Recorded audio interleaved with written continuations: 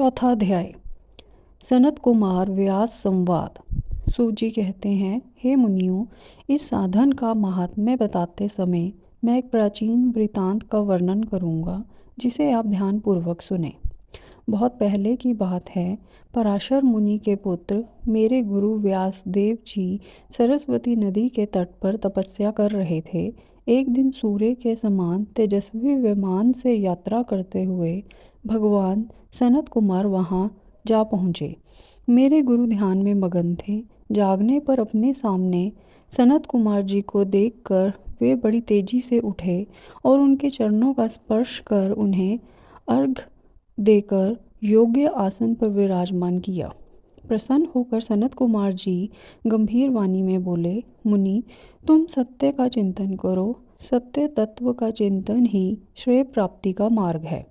इसी से कल्याण का मार्ग प्रशस्त होता है। यही कल्याणकारी है।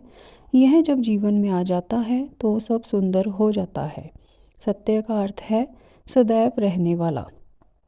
इस काल का कोई प्रभाव नहीं पड़ता। यह सदा एक समान रहता है। सनत कुमार जी ने महर्षि व्यास को आगे समझाते हुए कहा, महर्षि, सत्य पदार्थ भगवान शिव ही हैं। भगवान शंकर का श्रवण, कीर्तन और मनन ही उन्हें प्राप्त करने के सर्वश्रेष्ठ साधन हैं। पूर्व काल में मैं दूसरे अनेकानेक साधनों के भ्रम में पड़ा घूमता हुआ तपस्या करने मंदराचल पर जा पहुंचा।